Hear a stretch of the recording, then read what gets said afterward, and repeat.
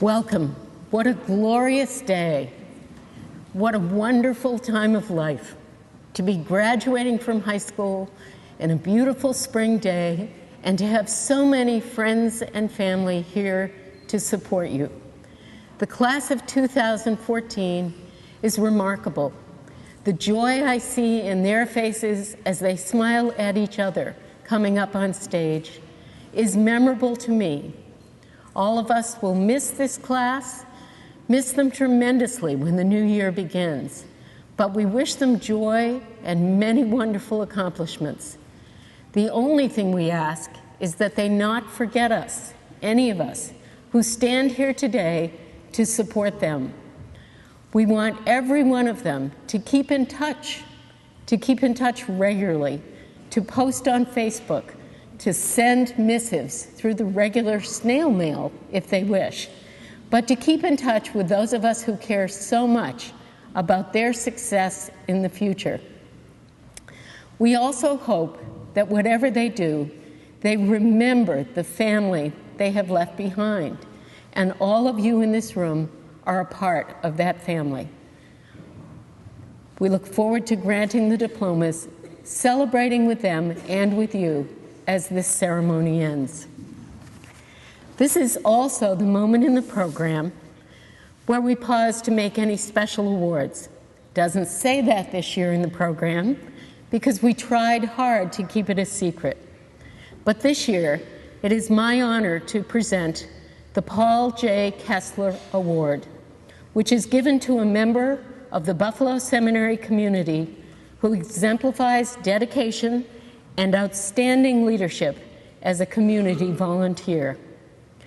We have given this award only twice before, in 2009 to Linda Goodman and in 2012 to Kevin O'Leary.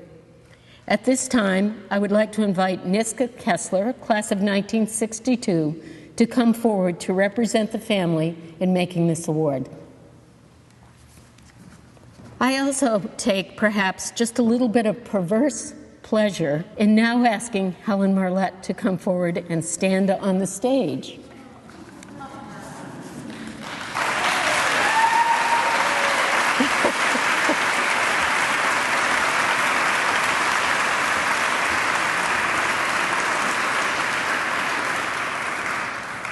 Honoring Helen Lads Marlette for service and dedication and leadership is easy. We all know that she is an amazing woman, and we are fortunate to have her as a member of the SEM community. When I asked people to help me prepare remarks, everyone was enthusiastic. She is an amazing colleague, friend, mentor, coach, and teacher, they said. She gives 110% to anything she undertakes, except, of course, picking up or leaving a clean, well-organized office. She is an outstanding teacher who is loved by her students. She makes it her business to get to know them in the classroom, around the school, and on the athletic field. She manages to bring out the best in each individual she has taught or coached or worked with. She pushes hard, but she prepares us all for a soft landing. She sets high standards for herself, for her students, for everyone around her. In the past few years, we have watched her topple a canoe on the Buffalo River, moments after assuring all the sophomores that tipping over could never happen. When it is time for a hawk walk or a Hornet Jacket Day event, she is often the one lugging tables, chairs, sound systems, and food to Larkin Field, usually in her convertible. When seniors need internships, she will make any phone call, coach each student on polite etiquette and appropriate dress. At dances, she insists on handshakes and introductions to make sure that SEM girls graduate with all the skills, academic and other, that they will need for life. A true school person in the best sense of that word, Helen goes to everything. But sporting events are undoubtedly her favorite. As she goes, she's happy to transport others. She doesn't hesitate to put an 88-year-old STEM grad into her new Miata convertible for a ride to the 20th Century Club, or take 5 international students across town and back to meet their volunteer obligations. Only occasionally do we need to remind her that she is late to pick them up. This year, she rearranged all of her own plans to drive the squash team to Philadelphia for a long weekend, when at the last minute the coach was unable to go. Helen Marlette is a woman of many talents. She is an outstanding athlete. Her squash partner reports that she is the best, that she teaches her something every time they play. She is a student of games: squash, golf, tennis, field hockey, and others. She can analyze any play, swing, and technique, and has an ability to see things that no one else sees. When she coaches and teaches students, she talks directly to them, never down to them or at them. For that, she commands tremendous respect from all of us. Beyond all of this, Helen brings a bit of fun to any difficult task. She is serious and thoughtful when needed, but she loves a good laugh and makes any challenging situation a little bit easier because of her humor. Helen has been honored before as a member of Leadership Buffalo, recognized by 40 Under 40. Most days, however, she's content to work in the smallest office in the school because she spends a lot of her time out and about, helping to make everything run smoothly and everyone else's lives more simple. The impact of her long and powerful school career has been felt at Oldfield School in Maryland and at Nichols School here in Buffalo before she came to SEM. We are grateful that Helen came to Buffalo Seminary 7 years ago as Director of Athletics. She has served this school in so many ways. When I first asked her to be Dean of Students and then to be Director of External Relations and Assistant Head of School, she said that she would do the work as long as she could continue to coach and to teach. She is honest, humble, and devoted to her family. There is no one more deserving of recognition, and it is a special privilege to give the Paul J. Kessler Award for dedication, outstanding leadership, and service to Helen Lads Marlette.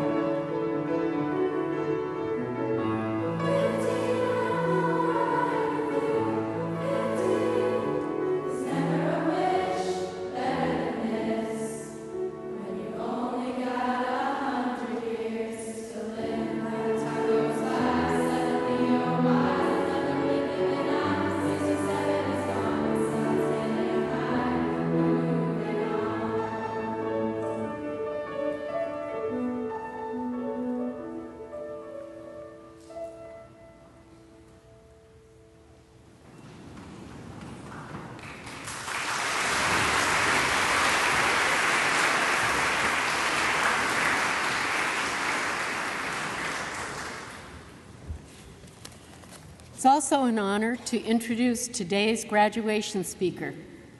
Nicole Lee graduated from Buffalo Seminary in 1994 and celebrated her 20th reunion with SEM classmates this past weekend. She has a degree in history and her law degree from the University at Buffalo. Nicole was the first female president of Trans-Africa, the nation's premier African-American foreign affairs organization.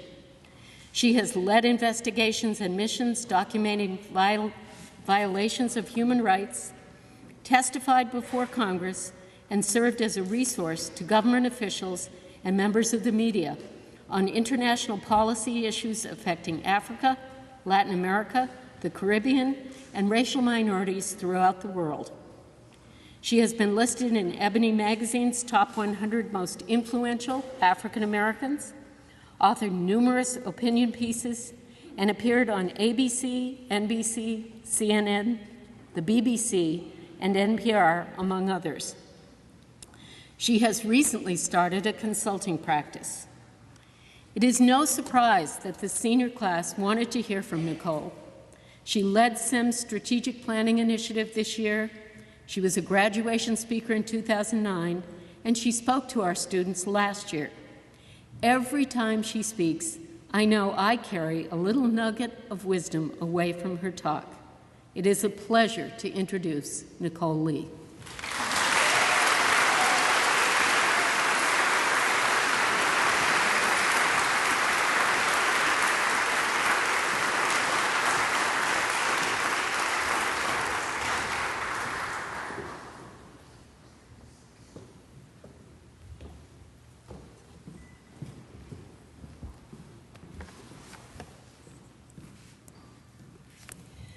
Thank you, Jody, for that wonderful introduction.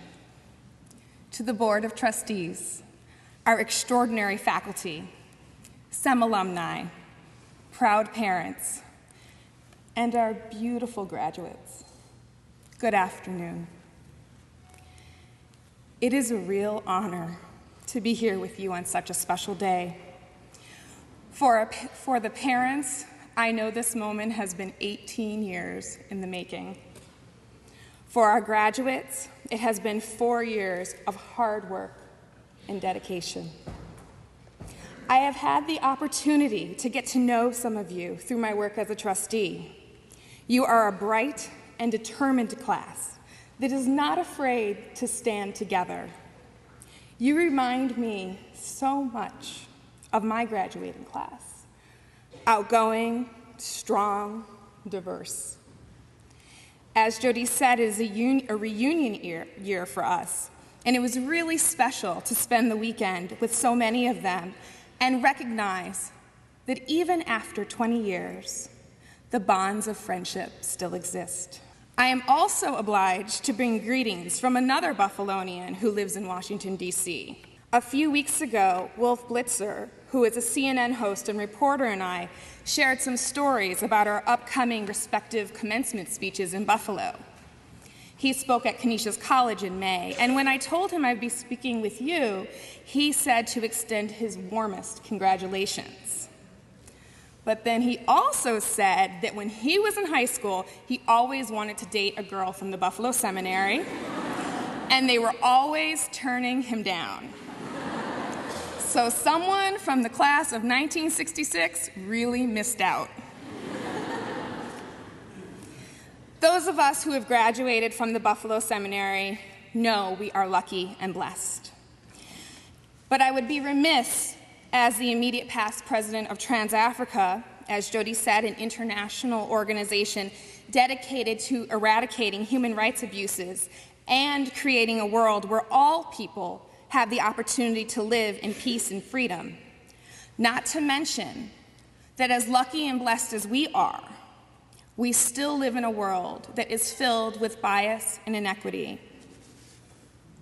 In many countries, laws or the lack of resources stand as a barrier and as an obstacle for women and girls to receive an education. In some places, educating a girl is met with persecution and sometimes death. Over 50 days ago, 300 girls were kidnapped from northeast Nigeria. They were kidnapped by a terrorist organization called Boko Haram. They claimed that they will traffic these girls or use them in a hostage trade. They were kidnapped from their school in the middle of the night. Why were they at their school? Because despite a state of emergency, they went to school to complete their physics exams. Their physics exams were necessary for them to graduate. Imagine that. Imagine that in order to complete high school, a student or a parent has to contemplate and then reconcile with the idea that they could be targeted or killed. These high school girls were poised to be the future doctors, lawyers, and artists like many of you, and they risked their safety for their education. But we know they are not the only ones. All over the world, young women risk their lives for their education. In another instance, Malala Yousafzai, a Pakistani girl who worked with her father to ensure girls had access to education at a time when the Taliban had been barred from attending school, was targeted in 2012. Gunmen boarded her school bus, asked for her by name, and then shot her. Miraculously, she survived, and she continues to work to advocate for girls' education. She has spoken in front of the United Nations and has been nominated for the Nobel Peace Prize, all before the age of 16. While there is a tendency for us to make someone like Malala to be more than human, to be superhuman, I believe that each one of us has the courage to stand up in the face of injustice for what really matters. We are blessed and lucky that we have been able to have an extraordinary education, and I feel an extraordinary responsibility to honor it by advocating for girls around the globe. And I know you do too. I was proud that a few weeks ago you, the women of the Buffalo Seminary, stood up and raised your voices to support the young women of Nigeria. After our lovely Skype chat, you participated in an international day of solidarity with the Bring Back Our Girls campaign, a campaign that was started by the families of the kidnapped girls in Nigeria and has reverberated around the world. Your voices rang around this city as the article in the Buffalo News attests. Just by being you and living your lives with integrity, yet fearlessly, you can crack glass ceilings and bring hope to those with such little hope. The class of 2014, and frankly, all the classes that are present, give me hope that we are building a world where my two little girls will have to work just a little bit less to make sure women have freedom. But now, I do have a confession to make. Class of 2014, I was really nervous about this speech. For the last several weeks, I have read and listened to the best graduation speeches. I have asked young people that I know what they would want to hear at a graduation. When I've run into you, your graduates, your parents, regular citizens of Buffalo just trying to get through the Walgreens checkout, I have asked you, what do you think I should say? What would actually be meaningful? But after my reunion weekend and talking with my friends, I realized where my mental block was coming from. So here's the truth. Here's the real truth, class of 2014. You and I are actually in the same situation. We are leaving the life we are used to, this comfortable life, and going into a life that is filled with unknowns. SEM, high school, Buffalo is what you know. And while I know graduation has been your goal, I wouldn't be surprised if some of you were feeling a little bit of trepidation. For me, I've become comfortable working with Congress. I know those hallways like I know my own home. With my title, doors are open, phone calls were answered. Like you, I know the system. I know how to accomplish things. I know what is expected of me. I know who I am.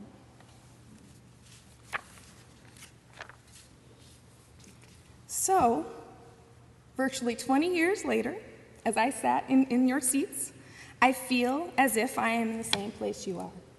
Excited, nervous, afraid that things will never be the same, happy that things will never be the same.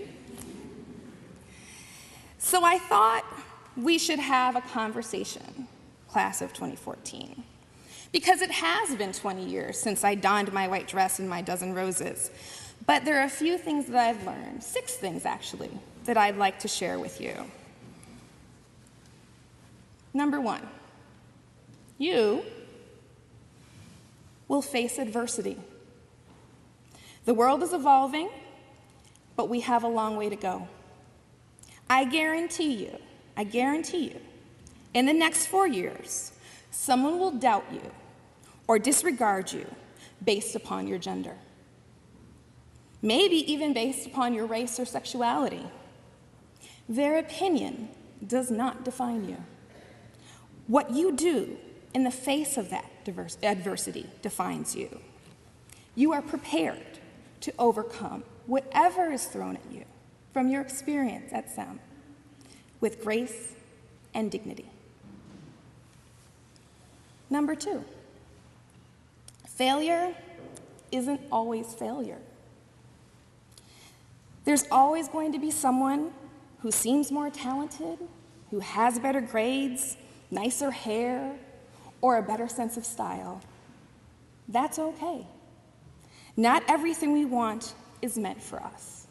Your highest good will find you if you seek it. Number 3, no matter what you do with your life, take time for social good.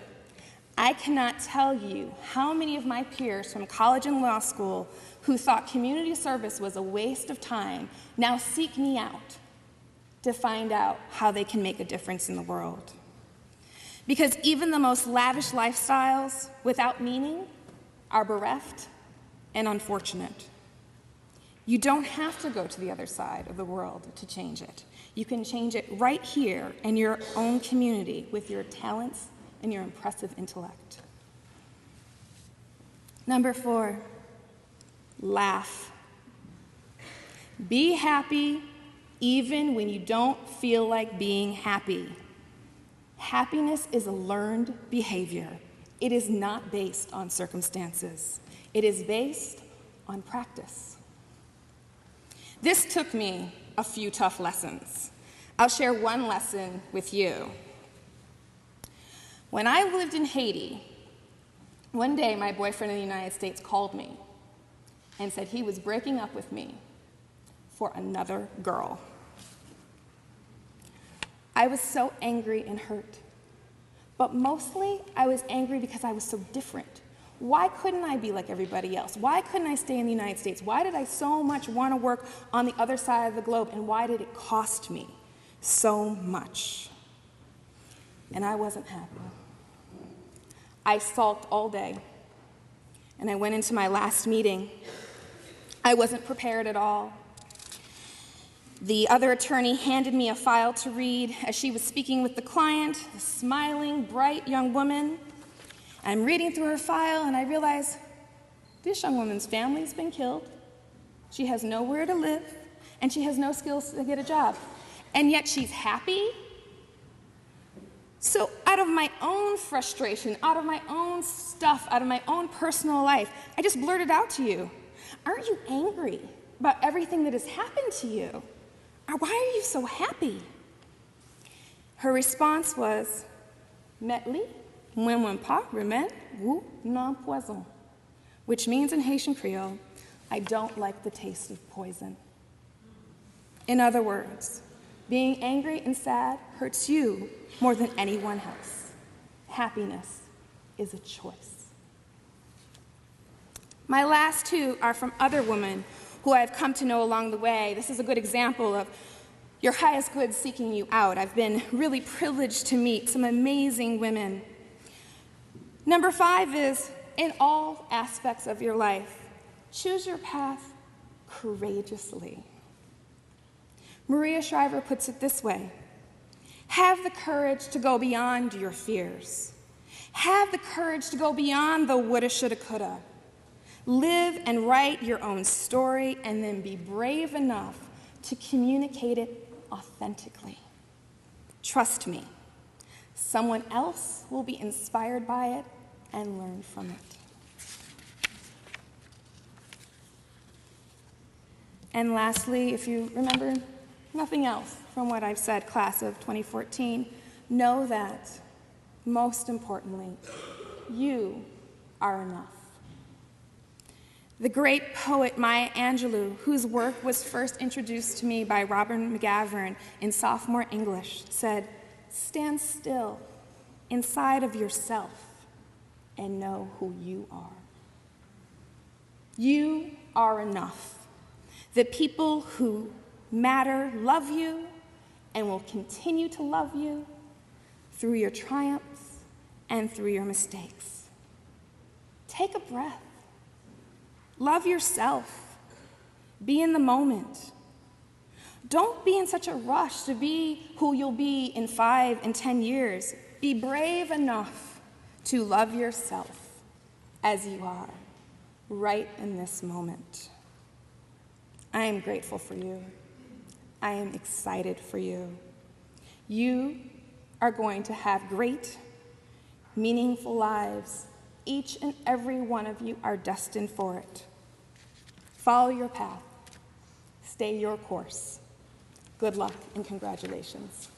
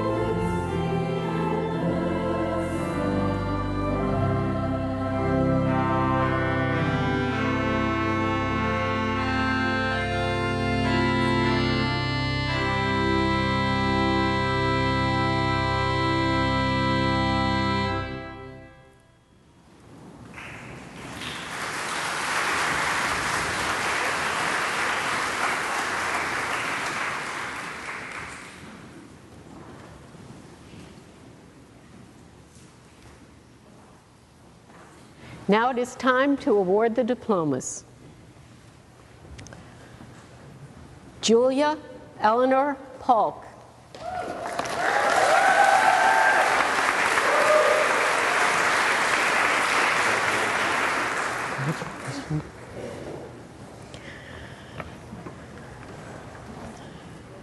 Jung Yoon.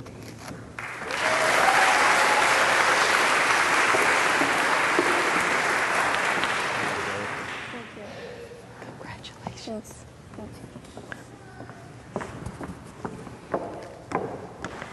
Mary Collins O'Connor.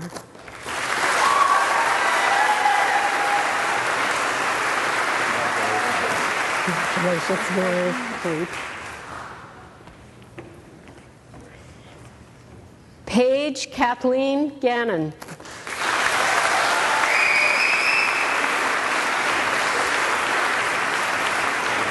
Oh, congratulations, Paige. That's great. I know.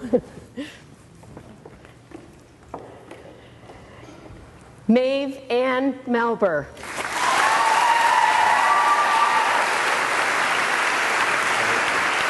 Congratulations. Annabelle Oppenheimer Cleary.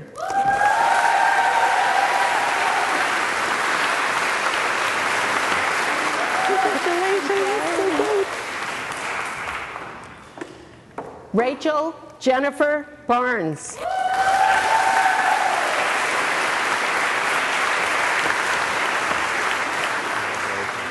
Congratulations.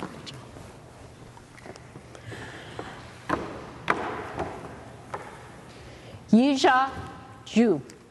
Got that one right?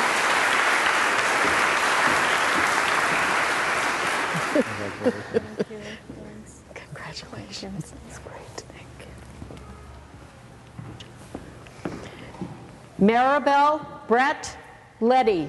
Her diploma will be given by her father, Trustee John Letty.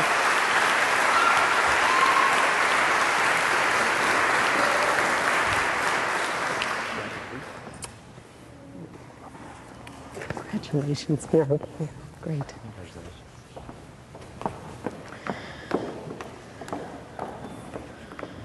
Zhihao Zheng.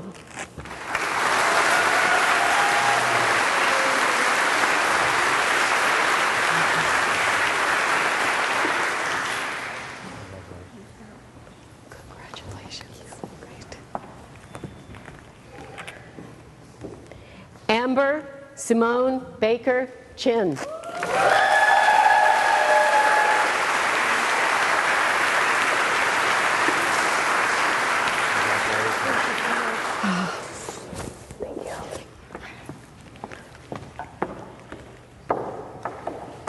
Yidi Zhang.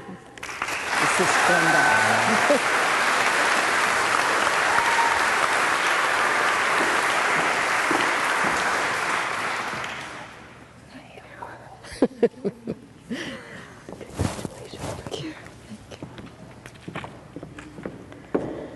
Samantha Ray Berry.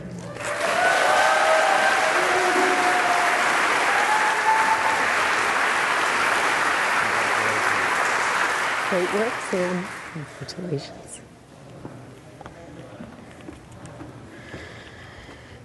Madeline Chloe Thompson.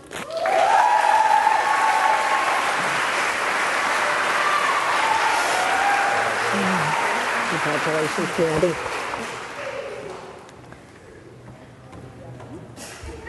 Clara Dorothy Keevy.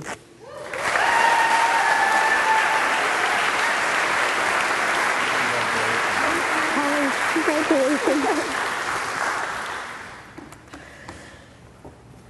Vanessa Maram Abdeen.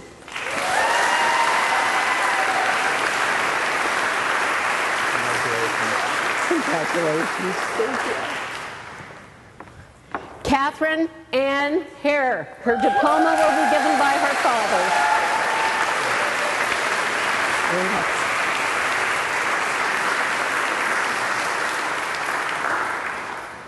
Congratulations, Katie. That's great. Alexandra Ariel Glick. Her diploma will be given by her father.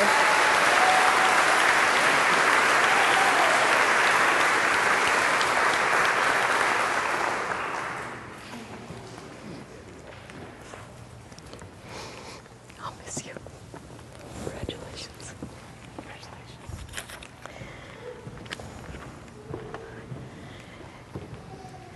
Gabrielle Patricia Fiorella.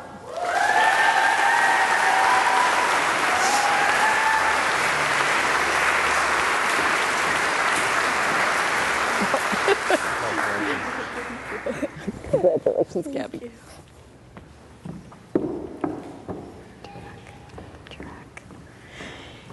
Hiba Tarek Al-Naji.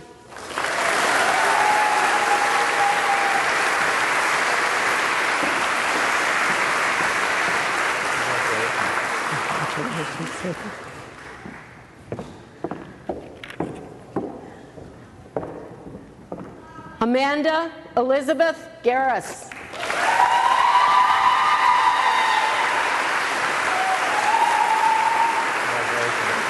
Congratulations, Amanda. It's been great.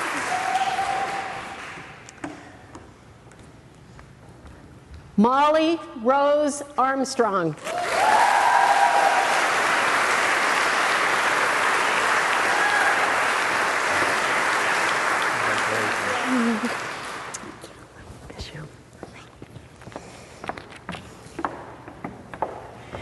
Nicole Kathleen Montalvo.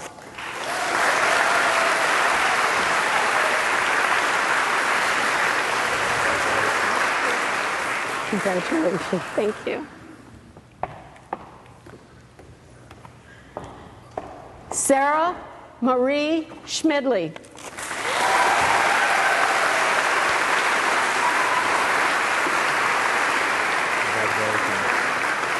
Congratulations.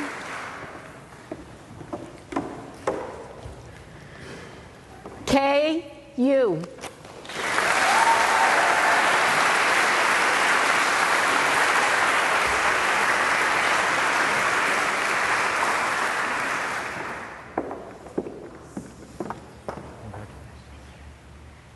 Congratulations, Kay.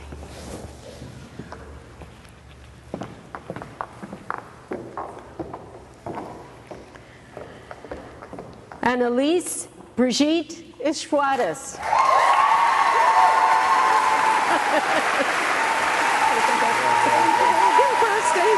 Congratulations.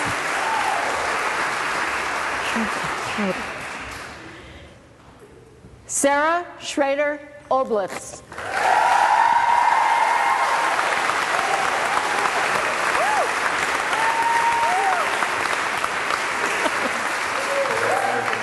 Oh, Sarah, congratulations.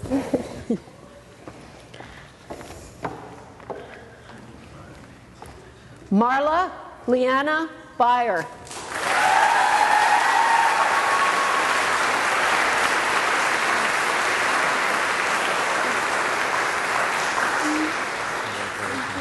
Congratulations, Marla. Thank you.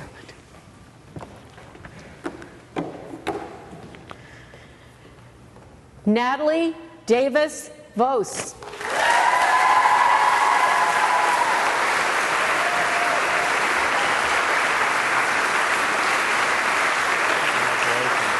Congratulations, Natalie. Oh.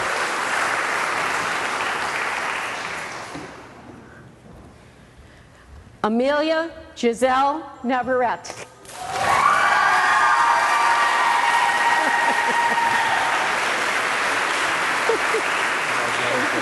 No thanks, right? Congratulations. Kelsey Elizabeth Walk.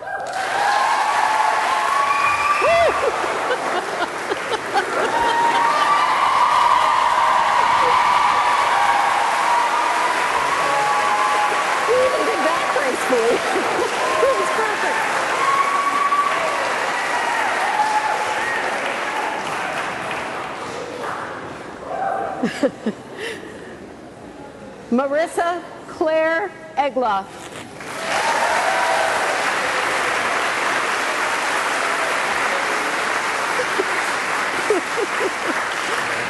I'm trying not to cry. Thank you.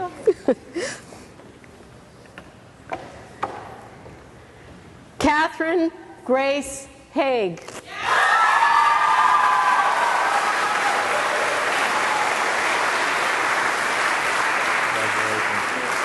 It's been wonderful. Congratulations.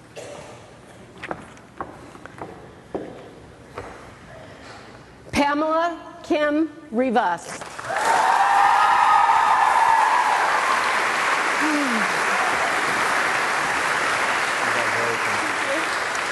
It's been wonderful.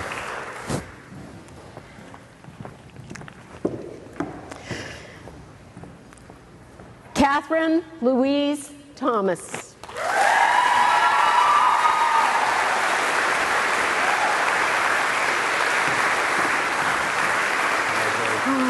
Katie, congratulations.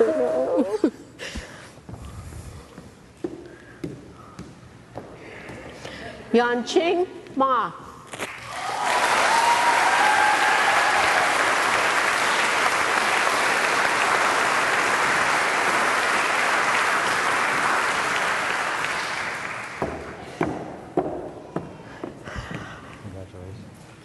Congratulations. Thank you.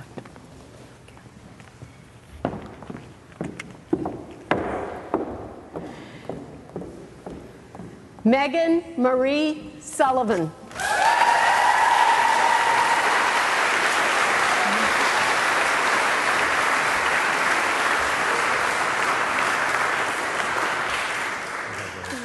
Congratulations, baby.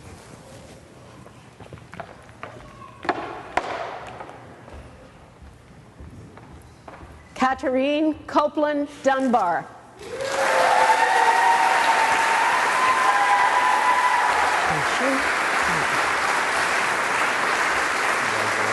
Miss you, Catherine.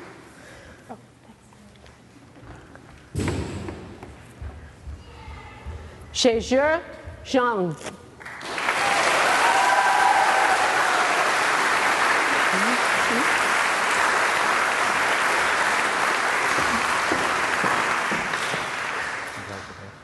Congratulations.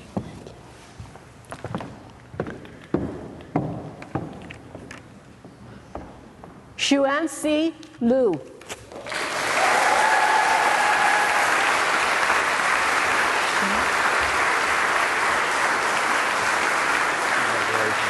Congratulations, Winnie.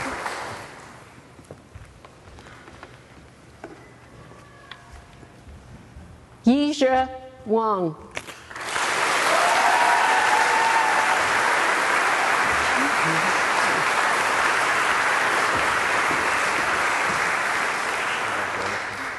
Congratulations. That's great.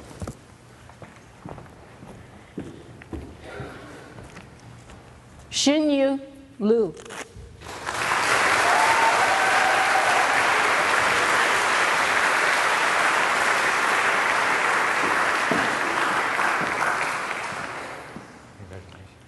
Congratulations, that was great.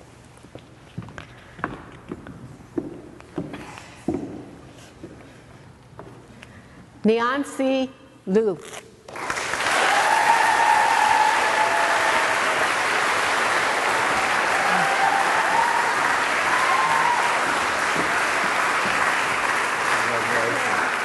It's been wonderful. Thank you.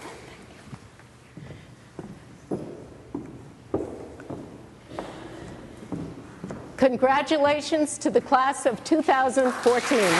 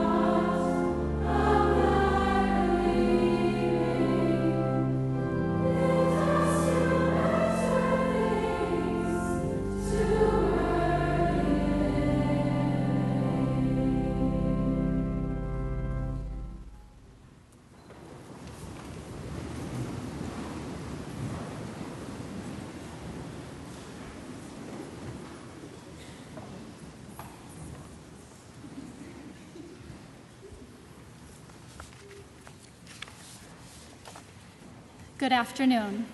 It is such a privilege and an honor to be addressing you today.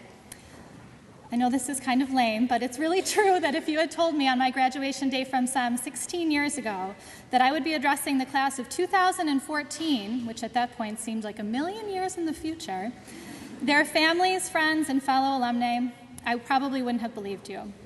SEM has been such an important part of my life, and I know it has been for all of you as well. When you go off to college at the end of the summer and new friends you meet ask you about what kind of high school you went to, you will try to describe SEM to them, but it will be hard to truly articulate just what a special and sometimes weird place SEM is. I'm sure there are many graduates in the audience who know what I mean. You can try to explain Hornet Jacket Day, or the multiple times you have actually slept at the school, or the time you were in the school play with your teacher, the lunches, all of those amazing snacks your advisor, Mrs. Green, brought for you over the years. Am I right, guys? Excuse me. All those times you did God knows what in the study hall or the senior lounge. But it is only these girls, your classmates and friends, who will understand what the last 4 years of your life have been like. You will always share a special bond with them and with all of your fellow SEM alumni. After these graduates requested that I be their graduation speaker, at first I was honored and grateful, but then I was totally terrified as I thought, what would I ever talk about? It was only fitting, though, that I found my inspiration in a fellow alumna. I had a wonderful conversation with Annette Stevens-Wilton, class of 1952, at a Sabres game earlier this year. Now, think back to the Sabres season. I'm sure many of you sports fans have blocked it from your memory, but there was plenty of time for conversation during these games. Mrs. Wilton is a friend of my husband's childhood friend, and he had brought her to the game. We were discussing SEM, and I loved hearing her stories about Miss Angel and the SEM of the 1940s and 1950s. One story in particular stood out to me on this evening. Mrs. Wilton said, one of the things that Miss Angel always told us, aside from dictating heel height and reminding students not to wear lip rouge, was, make everything that happens to you good for you. I thought a lot about that statement after that night. Make everything that happens to you good for you. Sometimes while lying awake at night thinking about work I had to do or worrying about the weeks to come, I would think about what a great message that was and pledge at 2 a.m. that I was definitely going to get up at morning meeting the next morning and make an emotional plea for everyone to follow that advice. Then morning would come and I would realize in the clear light of day that I'm really not that emotional. You know, I'm more apt to give you a high five rather than a hug, and didn't deliver the message. Then, when I was asked to speak today, I realized that it was the perfect forum to deliver it, as I wanted to impart some kind of advice for the class of 2014. In many ways, this class has already heeded this advice, make everything that happens to you good for you. On the junior class trip to Washington, D.C. last year, they took a ride in what can only be described as a step away from a broken-down bus, and a tour guide who, aside from alerting us when to bounce, wasn't very helpful.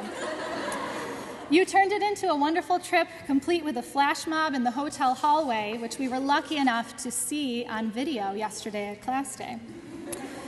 When faced with a blizzard warning on their way to Boston this year, despite some detours, they persevered and all returned with tales of a good time. When a freshman year classmate of theirs passed away earlier this year, in addition to mourning her, they celebrated her by including a tribute to her in their yearbook. Many of you have dealt with family issues, illness, and loss, yet still sit here smiling today, looking beautiful, ready to tackle the next phase of your lives. And not everything is just going to happen to you. You control many things about your own life. As you head to college next year, you can work hard, make an effort to make new friends and try new things, choose a major, and then after that, you can decide where you want to live, who you want to be with, what you want to be. But sometimes those decisions will be influenced by things that just happen to you. You might be at your job as a waitress or a barista and happen to meet someone who might later offer you a job or might turn out to be the love of your life. You control those things to an extent as well, because usually those things only happen if you are a kind and compassionate and caring individual, which I know each of you are. And then there will be the things that happen to you that you can't control, and sometimes those turn out to be the good things. But a lot of the time, they turn out to be the bad things. Because if you could control everything, your life would be a beautiful dream, right? With no hardship and no stress. In my senior year of college, I took a capstone course, and I can't exactly remember the exact assignment for the final project, but it was something along the lines of write about what the next 20 years of your life are going to be like. So I chose to write the assignment in the form of 20 yearly emails to all of my college friends and to update them on my life. So when I was 21, looking ahead to 41, I had an amazing job, found the perfect husband, lived in a great house. My life was amazing.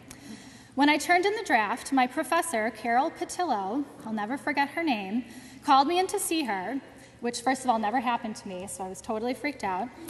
But she said something to the effect of, this is great, well written, but this is not what your life is probably going to be like. And I'd like you to rewrite it, including some kind of difficulty, some kind of suffering.